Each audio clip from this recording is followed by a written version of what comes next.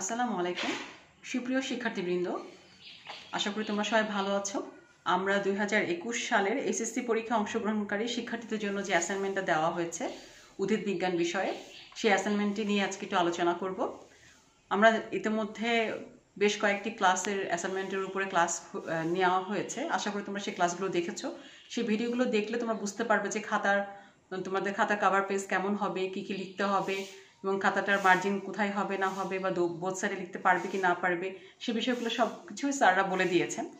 তারপরও আমি তোমাদেরকে একটু বলছি যে আমরা অ্যাসাইনমেন্ট যে রেডি করব, সেই অ্যাসাইনমেন্টের যে কভার পেজটা হবে, সে কভার পেজের ছবিটা কিন্তু আমাদের স্যাররা আমাদের যে ফেসবুক গ্রুপ আছে সেখানে কিন্তু কভার পেজটা স্যার একটা ডেমো দিয়েছেন। চাইলে তোমরা সেটা ডাউনলোড করে প্রিন্ট করে নিও এবং সেখানে যদি কভার পেজটা খেয়াল করো, যা যা লেখা আছে সেগুলো সব পূরণ করবে এবং সেখানে কিন্তু একটা অ্যাসাইনমেন্টের শিরোনাম দেওয়া আছে। তা আমরা সেখানে অ্যাসাইনমেন্টের শিরোনামটা কি লিখবো দেখো, বোর্ডটা একটু খেয়াল করো। অ্যাসাইনমেন্টের শিরোনামটা লিখবো যে মিয়োসিস কোষ বিভাজনের সময় ক্রসিং ওভারের ফলে জিনগত পরিবর্তনের মডেল বিশ্লেষণ। ঠিক আছে, এইটা হবে শিরোনাম। তো সেরকম করে তোমরা অ্যাসাইনমেন্টটা তৈরি করবে। তো আমি অ্যাসাইনমেন্টের একটু যে উদ্দীপকটা দেওয়া আছে সেটা একটু নিয়ে আলোচনা করতে যাচ্ছি। তোমরা দেখো অ্যাসাইনমেন্টটা হাতে নিয়ে একটু খেয়াল করে দেখো যে 1 নম্বরে কি বলা আছে। নিচের চিত্রের মতো করে 16টি কার্ড বানিয়ে সারিবদ্ধভাবে সাজাতে হবে যাতে একই নম্বর বিশিষ্ট হোমোলোগাস ক্রোমোজোমের কার্ডগুলো মুখোমুখি থাকে। মানে এখানে তোমার দাদার থেকে আসা বাবার হোমোলোগাস ক্রোমোজোম এবং দাদির কাছ থেকে আসা হোমোলোগাস ক্রোমোজোম, অনুরূপভাবে নানার কাছ থেকে আসা মায়ের হোমোলোগাস ক্রোমোজোম এবং নানির কাছ থেকে আসা মায়ের হোমোলোগাস ক্রোমোজোম কি কি সেগুলো দেয়া আছে, ছকের মাধ্যমে দেয়া আছে। তো আমরা কি করব যে এই ছকে যে বৈশিষ্ট্যগুলো দেয়া আছে সেরকম করে 16টা কার্ড বানিয়ে সারিবদ্ধভাবে আমরা সাজাবো। সাজানোর পরে আমরা তা থেকে নিচের যে প্রশ্ন উত্তরগুলো আছে সেগুলো মানে বুঝে তার উত্তর করার চেষ্টা করবে এবং ছকে সেগুলো পূরণ করব সেভাবে নির্দেশনা অনুযায়ী। তা আমরা বোর্ডে থেকে একটু খেয়াল করে দেখো যে এখানে দেওয়া আছে যে কি দাদা থেকে আসা কিছু বৈশিষ্ট্য। আমরা জানি যে হোমোলোগাস ক্রোমোজোমগুলো কি, তোমরা পড়েছো যে কোষ বিভাজন চ্যাপ্টারে পড়েছো যে হোমোলোগাস ক্রোমোজোমটা হচ্ছে কি সমস্ত ক্রোমোজোমগুলোকে পরস্পরের কি বলা হয়, তোমার হোমোলোগাস ক্রোমোজোম বলে। অর্থাৎ দেখো তো ঠিক সেরকম ভাবে যে বাবার হোমোলোগাস ক্রোমোজোম ক্ষেত্রে যে ছকে যেটা দেওয়া আছে, দাদার কাছ থেকে আসা কিছু ক্রোমোজোম আছে, ক্রোমোজোম 1 2 3 4 যেটা পি দিয়ে চিহ্নিতকরণ করা হয়েছে অ্যালিল দিয়ে। আবার একটা আছে কি দাদি থেকে আসা পিএম অ্যালিল দিয়ে চিহ্নিত করা হয়েছে পিএম 1 2 3 4। এটা হচ্ছে কি বাবার হোমোলোগাস ক্রোমোজোম, যেটা হোমোজোমের ক্ষেত্রে যে সমস্ত জিনগুলো অবস্থান করছে সেইটা একটা ছকের মাধ্যমে দেওয়া হয়েছে। অনুরূপভাবে মায়ের হোমোলোগাস ক্রোমোজোমের ক্ষেত্রে নানা থেকে আসা কি এমপি যে অ্যালিলটা আছে সেটাকে দেওয়া হয়েছে তোমার 1 2 3 4 এভাবে করে চিহ্নিতকরণ করা হয়েছে এবং নানি থেকে আসা যে ক্রোমোজোম আছে যেটা কি এমএম সেটাও চিহ্নিত করা হয়েছে 1 2 3 4 এরকম করে 4টা জিনের অবস্থান দেখানো হয়েছে। এবং এখানে বলা হয়েছে কি, যদি আমরা অ্যাসাইনমেন্টে একটু খেয়াল করে দেখি 2 নম্বরে বলা আছে কি প্রতিটি নম্বর 1 থেকে 4 ক্রোমোজোমের এক একটি অবস্থান নির্দেশ করছে।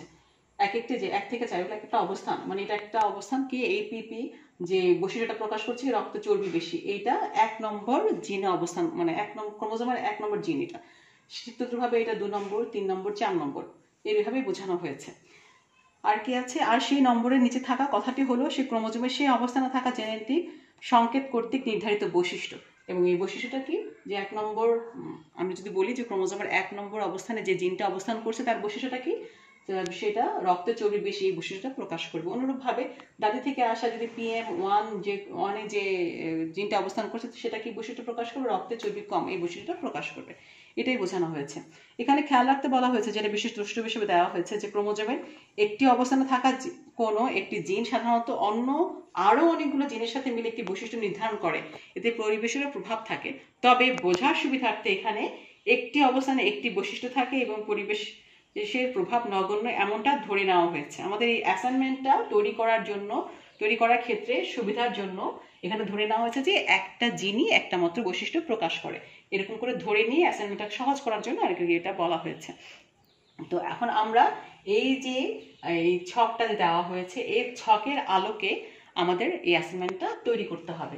এখানে কি দেখো 3 থেকে আমরা যদি দেখি 3 থেকে 13 নম্বর পর্যন্ত কিছু নির্দেশনা দেওয়া হয়েছে। এই নির্দেশনার আলোকে আমাদের তোমার এখানে 1 থেকে এই অ্যাসাইনমেন্টের যে ছক দেওয়া আছে দেখো 4টা ছক আছে, রাউন্ড 1 2 রাউন্ড 3 4, এই 4টা ছক পূরণ করতে হবে এবং পাশাপাশি যে মূল যে 3টা প্রশ্ন আছে ক খ গ, এই 3টা প্রশ্নের যথার্থ উত্তর আমরা সঠিক এবং নির্ভুলভাবে দিতে পারি সেদিকে আমাদের খেয়াল রাখতে হবে। এবং সমস্তটাই নির্দেশনাগুলো যদি ভালোভাবে পড়ি, অ্যাসাইনমেন্ট প্রত্যেকটা পয়েন্ট যদি আমি ভালো করে পড়ি, বারবার পড়ি, তাহলে তোমরা সহজেই বুঝতে পারবে যে কি চাওয়া হয়েছে বা কি ব্যাখ্যা করতে বা কি করতে বলা হয়েছে। তো 3 নম্বর একটু পড়ে দেখি। দেখো, ক্রসিং ওভার ব্যতীত মিয়োসিস হলে কি ঘটে?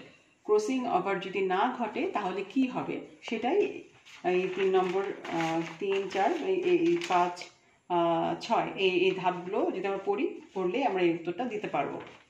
3 নম্বরে কি বলা হয়েছে?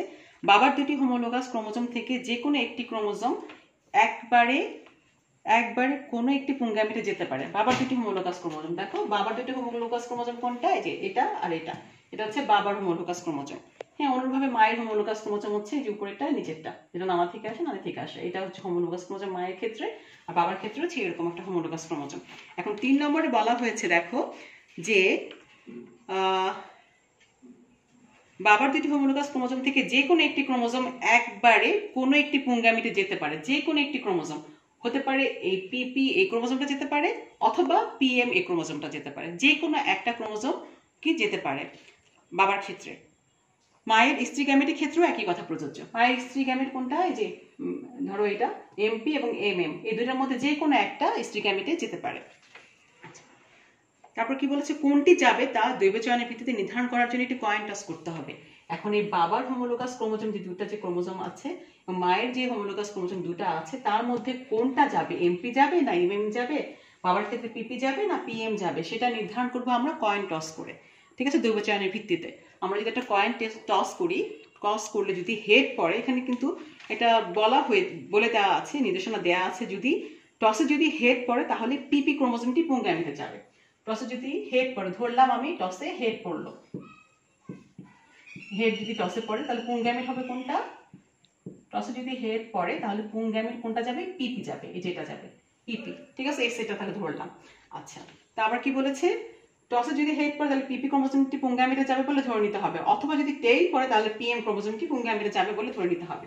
আর যদি টেইল পড়ে তাহলে আমরা নিব, টেইল পড়লে এই পিএমটা নিব, পিএম এই ক্রোমোজোমটা যাবে, পুংগামিটে যাবে। ঠিক আছে, ঠিক তদ্রুপ ভাবে আমি মায়ের ক্ষেত্রেও কয়েন টস করব, এবং কয়েন টস করলে আমরা কোনটা পাবো? যেমন হেড যদি পাই তাহলে আমরা এমপিটা যাবে, এমপিটা স্ত্রী গ্যামেট হিসেবে যাবে যদি আমরা হেড পাই। আর যদি টেইল পাই তাহলে আমার এমএম এই ক্রোমোজোমটা স্ত্রী গ্যামেটে যাবে। ঠিক আছে, তো সেটা তোমাকে মনে রাখতে হবে যে আমি বাবার হোমোলোগাস ক্রোমোজোমের ক্ষেত্রে হেড পেলাম না টেইল পেলাম, আর হেড পেলে কোনটা যাচ্ছে, টেইল পেলে কোনটা যাচ্ছে। মায়ের হোমোলোগাস ক্রোমোজোমের ক্ষেত্রে যদি কয়েন টস করি সেটা কি এমপি যাচ্ছে নাকি এমএম যাচ্ছে, সেটা তোমাকে মনে রাখতে হবে। এবং সেটা কিন্তু অ্যাসাইনমেন্টে তোমাকে উল্লেখও করতে হবে যে কয়েন টস করে তুমি কোনটা পেলে, হেড পেলে না টেইল পেলে, হেড পেলে কোন ক্রোমোজোম যাচ্ছে আর টেইল পেলে কোন ক্রোমোজোম যাচ্ছে। ঠিক আছে, সেটা তুমি নির্দিষ্ট করে অ্যাসাইনমেন্টে লিখে দিবে। লিখলে তাহলে আমাদের মানে যে মূল্যায়ন করবে সেই শিক্ষকের ক্ষেত্রেও সুবিধা হবে, তোমার ক্ষেত্রেও সুবিধা হবে, এবং প্রশ্নটা উত্তরটা যথার্থ হবে। আচ্ছা, তো এটা আমরা লিখলাম। এখন আসো আবার কয়েন টস করতে হবে এবার হেড। আচ্ছা, এটা স্ত্রী গ্যামেটের ক্ষেত্রেও হলো, এটা আমরা বলে নিলাম আগে। 2 গ্যামেট থেকে 3 ও 4 নম্বর ধাপে নির্ধারিত 2টি ক্রোমোজোম একসাথে সন্তানের ডিপ্লয়েড ক্রোমোজোম সেট গঠন করবে। আমরা জানি যে বাবার থেকে যে একটা সেট ক্রোমোজোম আসবে, মায়ের থেকে যে একটা সেট ক্রোমোজোম আসবে, তাদের মধ্যে যে মিয়োসিস কোষ বিভাজন হয় তাহলে কি হবে? ডিপ্লয়েড একটা সেট গঠন হবে। সেখানে সন্তানের ক্ষেত্রে যেটা ডিপ্লয়েড সেট গঠন হবে সে কথাটা বলেছে। এতে করে পিতামাতা হতে সন্তানের কোন কোন বৈশিষ্ট্য সঞ্চারিত হলো তারপরে পৃষ্ঠায় উল্লিখিত অ্যাসাইনমেন্টের ছকে নির্ধারিত 2টি ঘরে লিখতে হবে, এবং ধাপ নম্বর 3 ও 4 এর পুনরাবৃত্তি করতে হবে, এবং ধাপ নম্বর 5 এর মতো করে ফলাফল এবার রাউন্ড 2 এর ঘর দুটিতে লিখতে হবে। এখন দেখো আমরা কি বললাম যে বাবার হোমোলোগাস ক্রোমোজোমের ক্ষেত্রে কয়েন টস করে একটা পুংগামিট নির্বাচন করলাম, মায়ের হোমোলোগাস ক্রোমোজোমের ক্ষেত্রে কয়েন টস করলে একটা স্ত্রী গ্যামেট নির্বাচন করলাম। তাদের মধ্যে থেকে যে ডিপ্লয়েড সেটটা যে তৈরি হচ্ছে, সন্তানের ক্ষেত্রে যে ডিপ্লয়েড সেটটা তৈরি হচ্ছে, সেখানে আমরা বাবা থেকে আসা কি কি বৈশিষ্ট্য পাবো, মায়ের কাছ থেকে আসা কি কি বৈশিষ্ট্য পাবো, সেই বৈশিষ্ট্যগুলো এই যে রাউন্ড 1 আছে সেই 1-এর ছকে প্রকাশ করতে হবে। ঠিক আছে, রাউন্ড 1-এ যে ছকটা দেওয়া আছে সেই ছকটা আমি বোর্ডে দিয়েছি, দেখো সেখানে কি বলা আছে? রাউন্ড 1-এ কি আছে যে ক্রসিং ওভার ব্যতীত মিয়োসিস হলে কি ঘটে। যেখানে ক্রসিং ওভার সম্পূর্ণ হবে না সেখানে কি ঘটে? সেখানে বাবার কাছ থেকে আসা বৈশিষ্ট্য সমূহগুলো কি আর মায়ের কাছ থেকে আসা বৈশিষ্ট্য সমূহ কি, যেখানে নির্দেশনা দেওয়া আছে যেটা যে কি পিপি, যদি আমি ধরে নিলাম বাবার ক্ষেত্রে হেড পেলাম আমি পিপি ক্রোমোজোম, মায়ের ক্ষেত্রে হেড পেলাম আমি এমপি ক্রোমোজোম, তাহলে যাচ্ছে স্ত্রী গ্যামেট হিসেবে আর পুং গ্যামেট যাচ্ছে পিপি ক্রোমোজোম হিসেবে। তাহলে কি কি বৈশিষ্ট্যগুলো পাচ্ছি? বাবা থেকে আসা বৈশিষ্ট্য কি দেখো, পিপি ক্রোমোজোম বলেছি। পিপি ক্রোমোজোম কোনটা? এইটা। তাহলে বাবার কাছ থেকে আমরা কি কি বৈশিষ্ট্য পাবো? এই বৈশিষ্ট্যগুলো পাবো।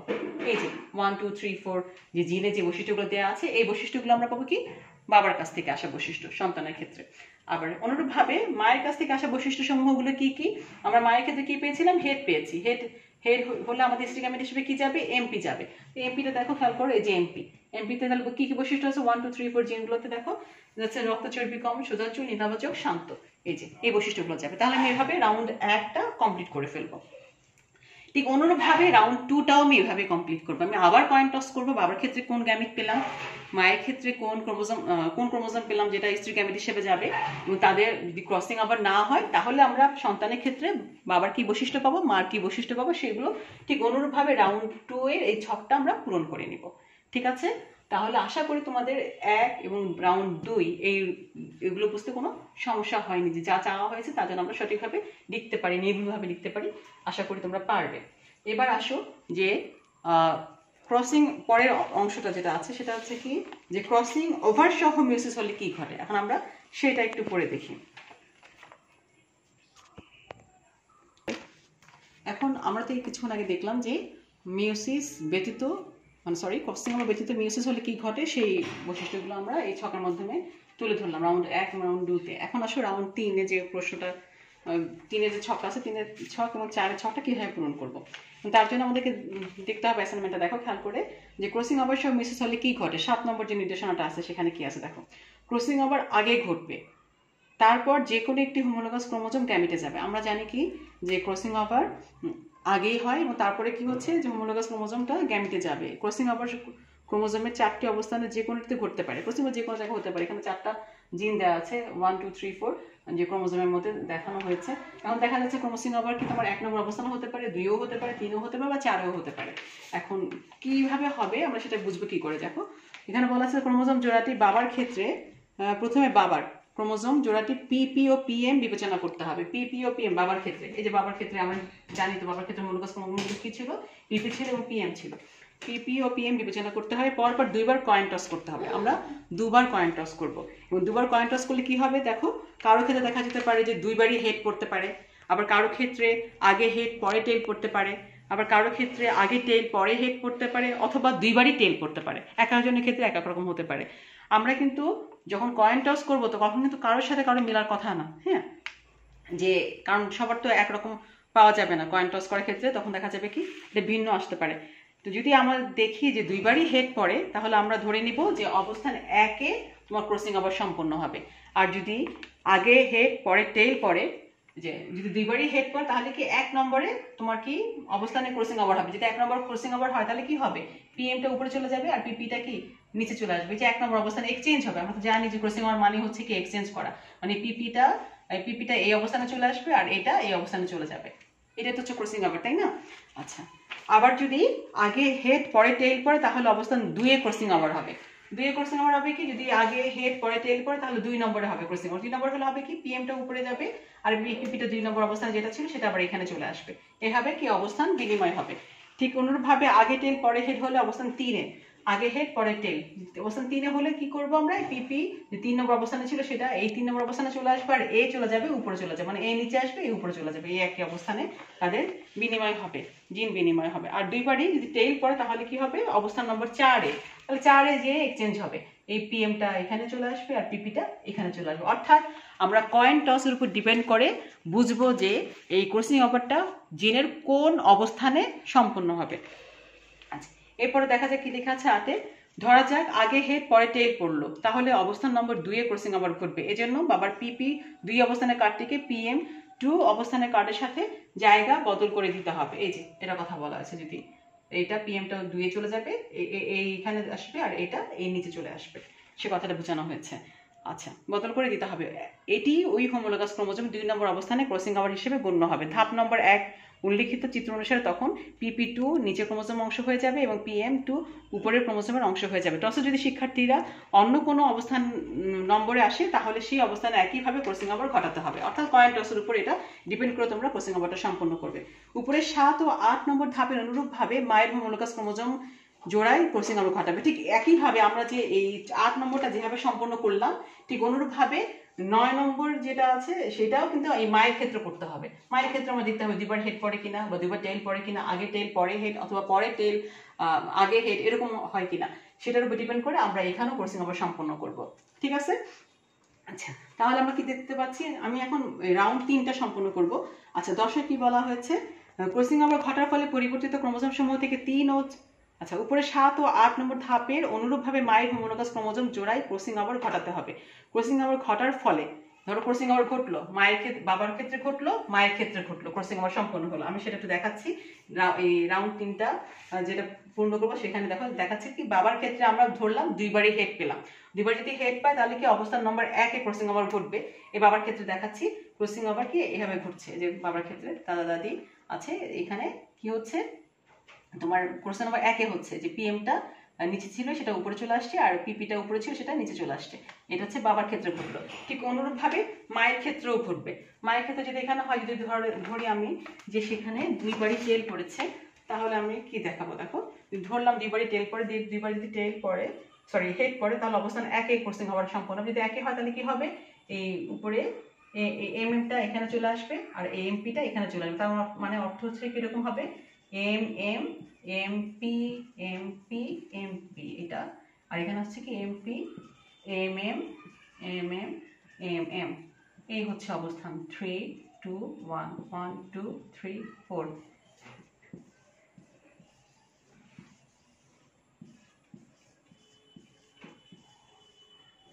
মায়ের ক্ষেত্রে ক্রসিং ওভার পরে এটা আসবে। বাবার ক্ষেত্রে যেমন আমরা এটা পেয়েছি, মায়ের ক্ষেত্রে ঠিক সেরকম ভাবে আমরা এটা পাবো। এই যে এক্সচেঞ্জ হচ্ছে 1 নম্বর ক্রোমোজোমে, এটা উপরে চলে যাচ্ছে আর এটা নিচে চলে আসছে। ঠিক আছে, এইটা এখন গেল, আমরা দুইটাই পেলাম, মা এবং বাবার দুইটা পেলাম। এখন আসো 10 নম্বর কি বলা আছে, ক্রসিং ওভার ঘটার ফলে পরিবর্তিত ক্রোমোজোম সমূহ। আমরা এটা যে পেলাম এটা পরিবর্তিত ক্রোমোজোম, এটাও কি পেলাম, যেটাও পরিবর্তিত ক্রোমোজোম পেলাম। ক্রসিং ওভারের ফলে যেটা পাওয়া গেল সেটা কি পরিবর্তিত ক্রোমোজোম পেলাম। সেই পরিবর্তিত ক্রোমোজোম সমূহ থেকে 3 ও 4 নম্বরের ধাপ অনুরূপভাবে বাবা ও মায়ের কোন কোন ক্রোমোজোম যতক্ষণ পুং গ্যামেট ও স্ত্রী গ্যামেটে যাবে সেটা দ্বৈবচনের ভিত্তিতে নির্বাচন করতে হবে। আমাকে আবার সেই 3 এবং 4 নম্বর ধাপে আমরা যেভাবে কয়েন টস করে নির্ধারণ করেছিলাম যে কোন গ্যামেটটা যাবে, কোন পুং গ্যামেট যাবে, কোন স্ত্রী গ্যামেট যাবে, সেটা আমাকে কয়েন টস করে আবার করতে হবে 3 এবং 4 নম্বর ধাপের মতো করে। 3 ও 4 নম্বরের ধাপটা আমরা অনুসরণ করি তাহলে দেখতে পারি কি কয়েন টস করে ধরলাম আমরা বাবার ক্ষেত্রে হেড পেলাম। হেড পেলে আমাকে কি পড়ছে, হেড পড়লে কিন্তু আমার PP ক্রোমোজোম, আমাদের আগে বলা ছিল এখানে দেখানো আজকে আছে নাই, দেখো যদি আমরা কয়েন টসে যদি আমরা হেড পাই তাহলে কিন্তু PP ক্রোমোজোমের কথা বলা ছিল, যেটা এইটা পুং গ্যামেটে যাবে, তাহলে সেভাবে আমরা সেটা লিখলাম। আবার মায়ের ক্ষেত্রে যদি হেড পাই তাহলে কি MP ক্রোমোজোমের কথা বলা আছে যে সেটা যাবে স্ত্রী গ্যামেট হিসেবে, আমরা সেটা উল্লেখ করলাম। ঠিক আছে, এই দুটা লিখলাম, কয়েন টস করে এটা পেলাম, বাবার ক্ষেত্রে হেড আর মায়ের ক্ষেত্রে হেড পেলাম। হেড পাওয়ার পরে আমরা কি করব, এই রাউন্ড 3-এর ছকটা পূরণ করব। ছকটা পূরণ কি, বাবার থেকে আসা বৈশিষ্ট্যগুলো কি কি, বাবার থেকে আসা বৈশিষ্ট্য কি সেটা লিখবো, আর মায়ের কাছ থেকে আসা বৈশিষ্ট্যগুলো কি সেটা লিখবো। যে এখানে যা বৈশিষ্ট্যটা আমরা পাচ্ছি সেটা উল্লেখ করব, বাবার ক্ষেত্রে যেটা পাচ্ছি সেটা উল্লেখ করব। ঠিক আছে, ঠিক এরকম ভাবে আবার 4 নম্বর রাউন্ডটাও সম্পূর্ণ করব। কিভাবে, আবার 4 নম্বর রাউন্ডে আবার আমি দেখব যে কয়েন টস করে আমরা কি পাই, যদি দুইবার হেড পাই কি পাচ্ছি তার উপর ডিপেন্ড করে কোন ক্রোমোজোমে গিয়ে অবস্থানে গিয়ে আমাদের ক্রসিং ওভার সম্পন্ন হবে সেটা আমরা উল্লেখ করব। মা বাবার দুইটাই যখন পেয়ে যাব পরিবর্তিত ক্রোমোজোমগুলো পাওয়ার পরে আবার সেই 3 এবং 4 নম্বর ধাপ অনুসরণ করে আমরা দ্বিবচনের ভিত্তিতে তখন কি করব, এই ছকটা পূরণ করব। 4 নম্বর রাউন্ড, 4 রাউন্ডে যে ছকটা আছে সেই ছকটা পূরণ করব। তাহলে এভাবে করে আমরা 1 2 3 4 এই 4টা রাউন্ডের ছকগুলো পূরণ করলাম। এখন আসো সবার শেষে একটু খেয়াল করে দেখো যে 12 নম্বর কি বলা আছে, ধাপ নম্বর 7 থেকে 10-এ পুনরাবৃত্তি করতে হবে, ধাপ নম্বর 11-এর মতো করে ফলাফল এবার রাউন্ড 4-এ ঘর দুটিতে লিখতে হবে। এবং লাস্ট যেটা আছে 13 নম্বরে, অ্যাসাইনমেন্টে এই পর্যন্ত প্রাপ্ত ফলাফলের ভিত্তিতে ক্রসিং ওভার হওয়া এবং না হওয়ার ফলে জিনগত বৈচিত্র্য তথা বৈশিষ্ট্য কি পার্থক্য হয় তা উল্লেখ করতে হবে। আমরা যে রাউন্ড 1 এবং 2-এ দেখেছিলাম যে ক্রসিং ওভার ব্যতীত যে বৈশিষ্ট্যগুলো বাবা আমার পেয়েছিলাম সন্তান সন্ততির ক্ষেত্রে, সেইখানে কি কি বৈশিষ্ট্য এসেছিল, এবং রাউন্ড 3 এবং 4 যেটা ক্রসিং ওভার ঘটেছে, ঘটার পরে কি কি বৈশিষ্ট্য পেয়েছি, কি বৈচিত্র্যতা এসেছে বা কি বৈশিষ্ট্যের পরিবর্তন হয়েছে সেটা আমাকে তুলনামূলকভাবে কি পার্থক্যটা লিখতে হবে এবং সাথে সাথে কিন্তু ব্যাখ্যাও করতে হবে। কি পার্থক্য তা উল্লেখ করতে হবে, পার্থক্য সমূহের কারণ পাঠ্যপুস্তকের আলোকে ব্যাখ্যা করতে হবে। আমি যেই পার্থক্যগুলো পেয়েছি সেটা এই ছক অনুসারে আমরা কম্পেয়ার করে সে পার্থক্যগুলো লিখবো। লেখার পরে আমাকে আবার ব্যাখ্যা করতে হয় পাঠ্যপুস্তকের আলোকে যে কেন এই পরিবর্তনটা এসেছে। সেটা তোমরা নিজেদের ভাষায় 50 থেকে 70টা শব্দের মধ্যে সেটা লেখার চেষ্টা করবে। তবে এক্ষেত্রে তোমরা বইয়ের ছকের বাইরে পৃথকভাবে লিখতে হবে। আচ্ছা, ছকের বাইরে এটা লিখতে হবে, অংশটুকু অ্যাসাইনমেন্টের জন্য প্রদত্ত ছকের বাইরে পৃথকভাবে লিখতে হবে। এটার জন্য কিন্তু 4 নম্বর দেওয়া আছে। তোমরা চেষ্টা করবে পার্থক্য সহ ব্যাখ্যাটা করতে, কারণ যদি না করো তাহলে কিন্তু তোমাদের নম্বর এখান থেকে চলে যাবে। কারণ বলা আছে, দেখো যে এখানে মূল্যায়ন নির্দেশনা যেটা আছে, রুবিস্কো যেটা আছে, সেখানে বলা আছে যে ক্রসিং ওভার হয় এবং না হওয়ার ফলে জিনগত বৈচিত্র্য কি পার্থক্য হয় তা উল্লেখ ও ব্যাখ্যা করতে হবে। যদি সেটা করতে পারে ঠিকভাবে তাহলে 4 পাবে। আংশিক করতে পারলে তোমরা পাবে কত, সেখানে 3 পাবে। আর যদি দেখা যাচ্ছে একটা ভালো পেরেছো আর একটা আংশিক পেরেছো তাহলে 2, আর যদি একটা পড়ো তাহলে 1 নম্বর। সুতরাং আমরা চেষ্টা করব যে এখানে 4-এর মধ্যে যেন আমরা 4 নম্বরই যথার্থভাবে পেতে পারি। আর এক্ষেত্রে তোমরা খেয়াল রাখবা যে আমরা যখন এই গ নম্বর প্রশ্ন উত্তরটা করব তখন আমরা আগে লিখে নিব যে তোমার ক্রসিং ওভার কি, সে সংজ্ঞাটা লিখে নিব এবং ক্রসিং ওভারটা কোথায় সম্পন্ন হয়। আমরা জানি যে মিওসিস কোষ বিভাজনের মায়োসিস 1-এ প্রোফেজ 1-এ প্যাকাটিনিও পর্যায়ে ক্রসিং ওভারটা সম্পন্ন হয়। আমরা এটা উল্লেখ করে নিয়ে তোমার ব্যাখ্যাটা, কারণ সব ব্যাখ্যাটা উল্লেখ করবা। আশা করি তোমরা অ্যাসাইনমেন্ট সম্পর্কে মানে নির্দেশনাগুলো পেয়েছো, আশা করি বুঝতে পেরেছো এবং সেটা আলোকে তোমরা সুন্দরভাবে অ্যাসাইনমেন্টটা তৈরি করবে। তো সবাই ভালো থাকো, সুস্থ থাকো, আল্লাহ হাফেজ।